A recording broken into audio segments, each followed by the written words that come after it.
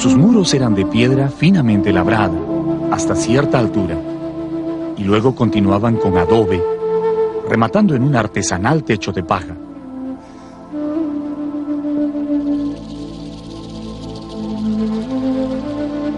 Los primeros europeos que vieron este edificio al llegar al Cusco quedaron deslumbrados por las riquezas que guardaba en su interior. Cuentan que las paredes estaban adornadas con láminas de oro puro, hasta donde llegaba la piedra, y que en cada hornacina había ídolos y objetos rituales primorosamente trabajados en oro y plata nativa. En el lugar más sagrado de este recinto, el Inca ordenó colocar un disco de oro macizo con la representación del dios Sol, ubicando a su derecha la imagen del rayo y a su izquierda al dios Huiracocha, el creador del universo. A partir de entonces, el Sol dejó de ser una divinidad exclusiva del grupo de los incas para convertirse en la religión oficial de todo el imperio. Curiosamente, a pesar de que el templo estaba totalmente dedicado al culto del Sol, Pachacútec mandó que en el Coricancha también se custodiaran los ídolos y huacas de todas las provincias conquistadas en los 4 suyos. Así, cuando un pueblo era sometido al imperio, su ídolo principal se trasladaba hasta el Cusco y quedaba depositado en el Coricancha. Allí se le respetaba y ofrecía sacrificios, pero también podía ser usado como un arma política cuando algún pueblo vencido se atrevía a rebelarse. Estaban ubicadas según cómo se habían sido conquistadas, y también uno de sus curacas duales también tenían que estar ahí.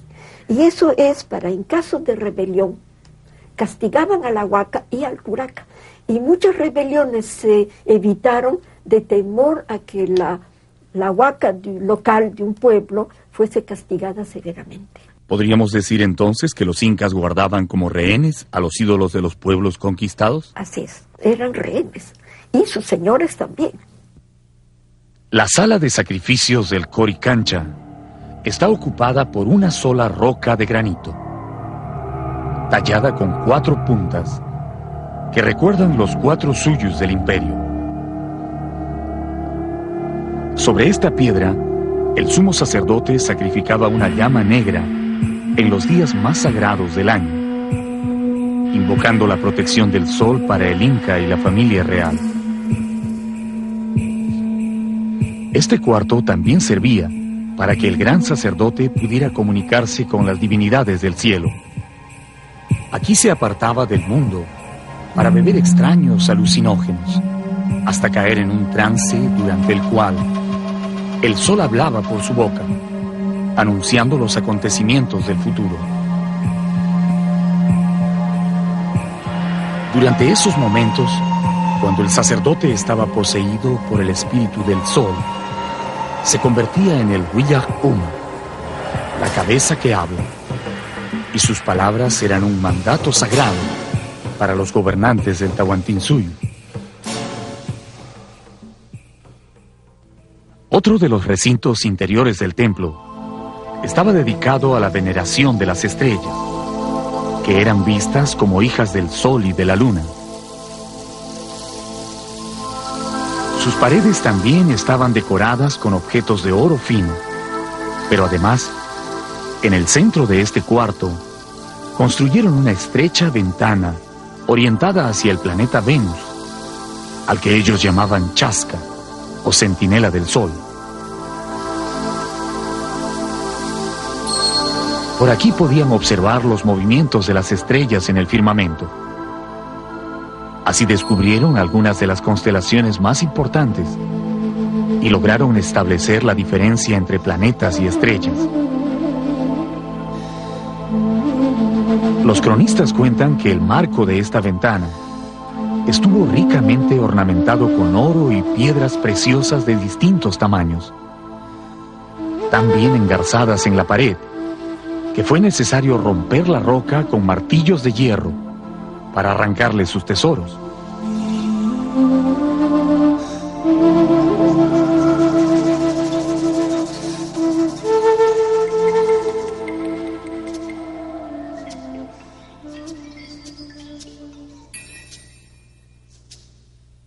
En los años posteriores a la conquista, los sacerdotes dominicos que se instalaron en el Coricancha mandaron cubrir los muros incas con una gruesa capa de yeso, sobre la cual pintaron diversos motivos religiosos.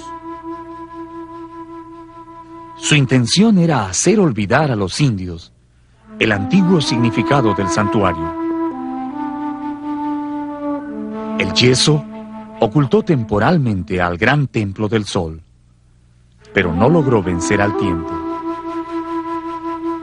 Después de medio milenio, la cobertura colonial casi ha desaparecido totalmente, pero las piedras se mantienen tan firmes como las dejaron sus constructores. Bajo las hermosas torres y claustros del convento de Santo Domingo, el Coricancha duerme para siempre. Sus recintos están vacíos y silenciosos, pero aún guardan el recuerdo de los días de gloria del Tahuantinsuyo, cuando el Inca se paraba en el patio principal y llenaba esta pileta de roca con la chicha sagrada, para que su padre, el sol, al pasar a mediodía sobre el Cusco, pudiera detenerse un instante a calmar su sed, antes de continuar su recorrido por el cielo.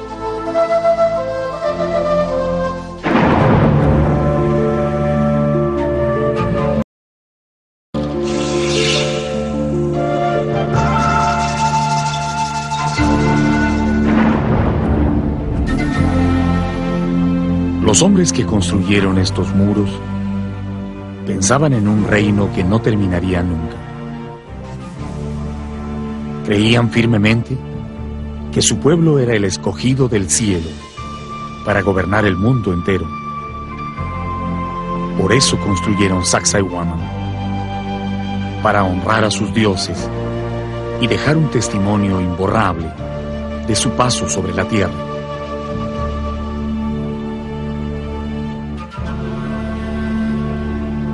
Hacia el año 1450 de nuestra era, Pachacútec Inca Yupanqui, el noveno gobernante de los incas, ordenó iniciar la construcción de un imponente santuario, con el que quería celebrar las victoriosas guerras de conquista de su hijo Tupac Yupanqui.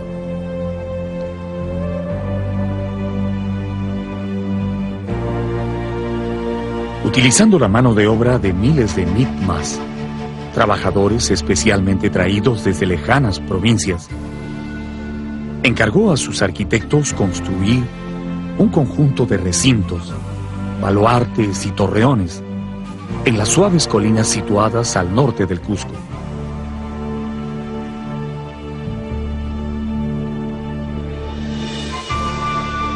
Esas construcciones tenían también el objetivo de concluir el diseño de la ciudad. Sacsayhuaman sería la cabeza de esa extraña ciudad con forma de puma, que era la capital del imperio.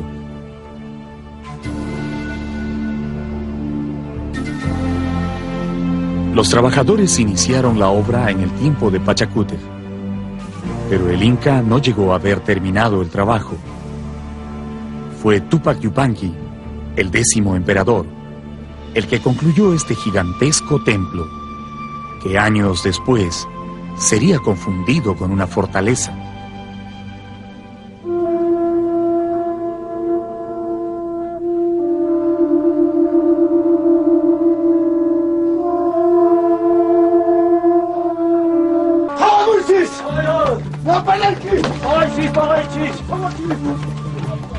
En el año 1535, cuando los conquistadores ya habían capturado el Cusco, Manco Inca, el Inca nombrado por los españoles, decidió rebelarse y levantó un gran ejército con el que logró sitiar la ciudad por varios meses.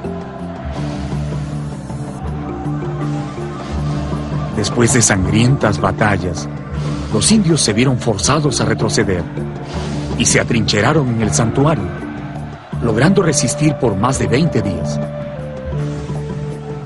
Allí murió el valeroso guerrero Cahuibe, que según los cronistas, fue el encargado de la defensa del último torreón. En el torreón más alto, los indios tenían por capitán a un orejón tan valeroso que se le podría comparar con los romanos. Llevaba una daga en el brazo y una porra en la mano, con la que asestaba mortales golpes a los españoles y también a los indios que se querían rendir. Andaba como un león de un lado a otro, pero al final, viendo clara la perdición de todo, arrojó la porra a los cristianos y tomando pedazos de tierra, la mordía con tanta congoja que no se puede decir. Después se echó de lo alto de la fortaleza para que no triunfaran sobre él. Cronista Pedro Pizarro, 1536.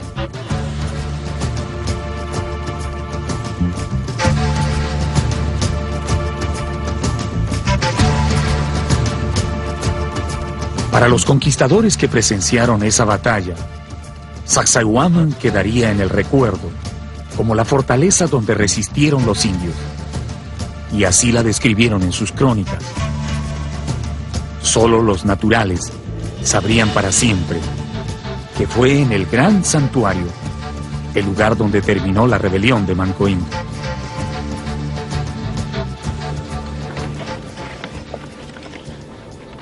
Los pacientes trabajos de los historiadores y arqueólogos han permitido en las últimas décadas rescatar la verdadera función de Sacsayhuamán como un importantísimo santuario dedicado al culto del sol y otras divinidades andinas.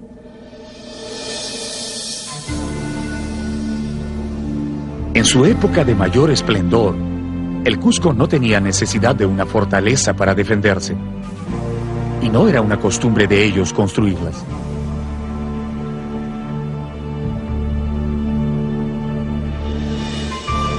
Los recintos de Sacsayhuamán, aparte de su función religiosa, eran utilizados como depósitos de alimentos, vestidos, almacenes de armas y también de huacas e ídolos, cuando el templo del sol en el Coricancha resultó demasiado pequeño para albergar los dioses de las provincias conquistadas.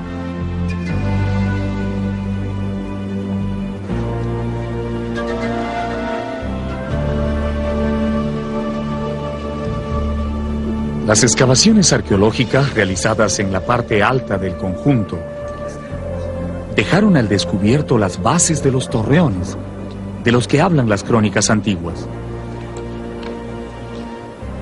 Se cree que estos torreones tenían más de 15 metros de altura y servían de observatorios, desde donde se podía dominar todo el valle del Cusco. Sobre el cerro que está encima del Cusco, hay una fortaleza de tierra y de piedra con sus ventanas grandes que miran a la ciudad, y una torre principal en el medio que tenía tantos recintos que una sola persona no la podría ver en todo un día. Cronista Pedro Sánchez de la Hoz.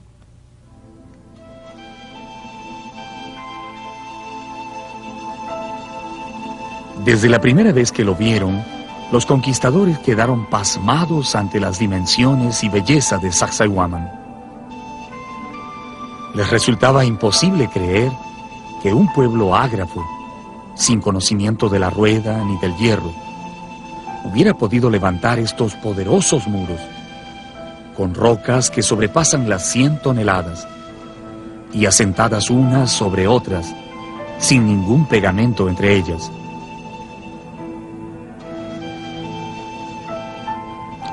Al que las ha visto y mirado con atención, le hacen imaginar y aún creer que son hechas por vía de encantamiento y que las hicieron demonios y no hombres, porque la multitud de piedras tantas y tan grandes como las hay causa enorme admiración. Inca Garcilaso de la Vega, Comentarios Reales.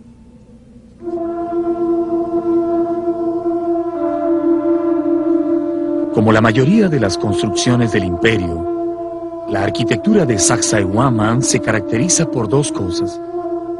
Es sólida y de líneas sencillas.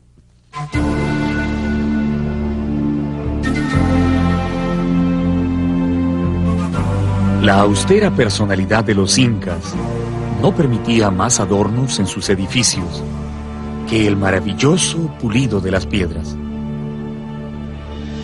Aun cuando otros pueblos anteriores a ellos, como Chavín o Tiahuanacu, decoraron sus santuarios con esculturas y estelas, los incas prefirieron un estilo sobrio, pero resistente en su arquitectura.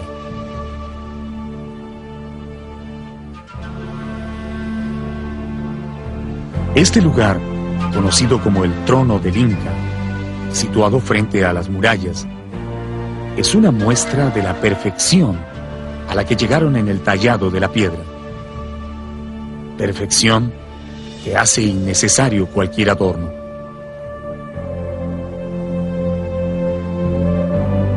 En conjunto, viene a ser, en cuanto a esculturas, la escultura que a mi juicio es la de más fino acabado y que les habría demandado mucho tiempo para trabajar, porque esta es una escultura hecha en piedra diorita, y la diorita es más dura que la andesita y la caliza, por lo tanto, aquí han tenido que hacer un trabajo muy fino. ¿Qué tipo de herramientas pudieron haber utilizado para lograr esta perfección en los cortes de la piedra? El Museo Inca de Cusco recibe las plomadas, las barretas.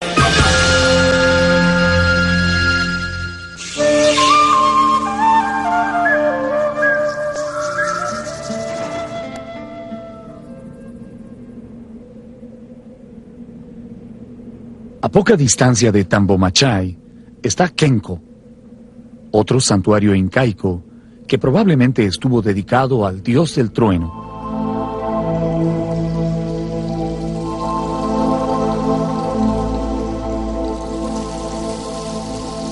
En el centro de este lugar se levanta una gran roca que antiguamente fue esculpida con imágenes de pequeños sapos y monos, pero que luego fue destruida en el tiempo de la colonia por los sacerdotes extirpadores de idolatrías, que no deseaban dejar nada que recuerde a los antiguos dioses de los indios.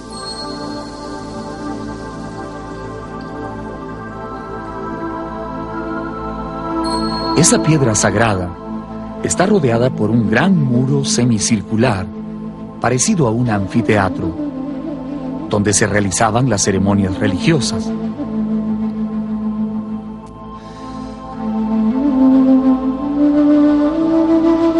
Cuentan que las hornacinas servían para colocar a las momias de los incas difuntos o de antepasados importantes, que siempre eran invitados a participar en los rituales.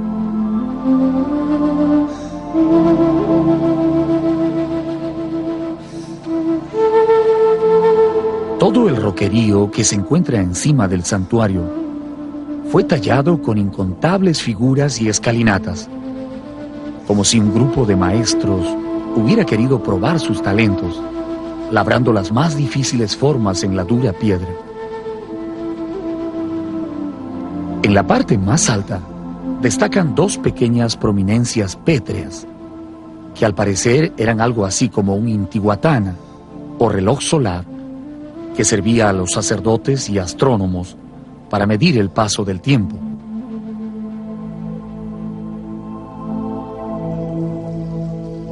Curiosamente, durante el solsticio de invierno, los primeros rayos de sol que llegan a Kenko caen sobre estas rocas, formando una extraña figura que parece un puma con los ojos brillantes.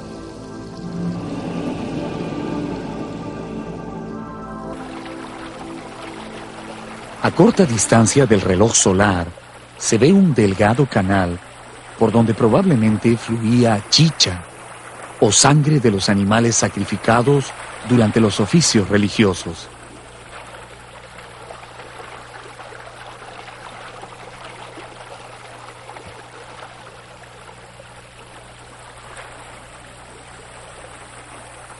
En la parte baja, el canal se divide en 3 pequeños ramales. Para los sacerdotes andinos, si la sangre fluía por el centro, significaba que el sacrificio era del agrado de los dioses. De lo contrario, ese era el comienzo de una época con los peores augurios.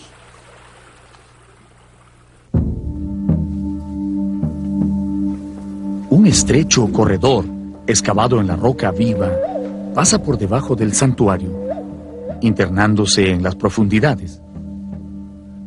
Probablemente de allí deriva el nombre de Kenko, que significa laberinto.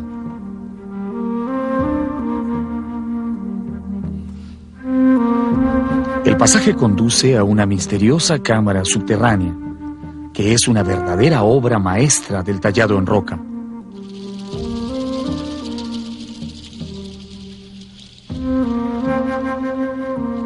Como si la piedra fuera una materia sencilla para sus manos, los alarifes incaicos la cortaron como quisieron, formando alacenas, escalones y un gran altar de sacrificios. La mesa ceremonial servía para embalsamar los cadáveres de los nobles y personajes importantes. Pero también se han encontrado huellas de sacrificios humanos que se realizaban en secreto en las profundidades de Kenko.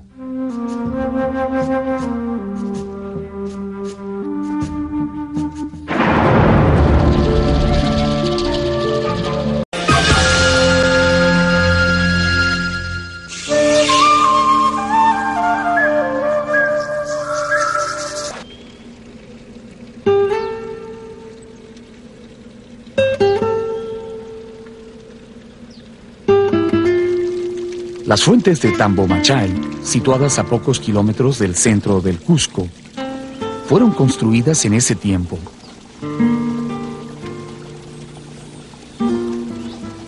Eran parte de un gran santuario donde se rendía culto al agua y a donde los gobernantes incas se retiraban a descansar en determinadas épocas del año.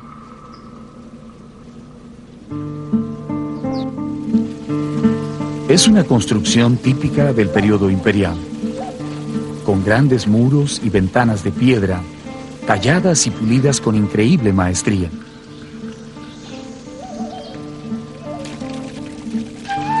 Nadie ha podido descubrir de dónde viene el agua de estas fuentes. Lo que sí se sabe es que nunca se termina. Durante todo el año traen la misma cantidad y siempre es agua limpia y pura.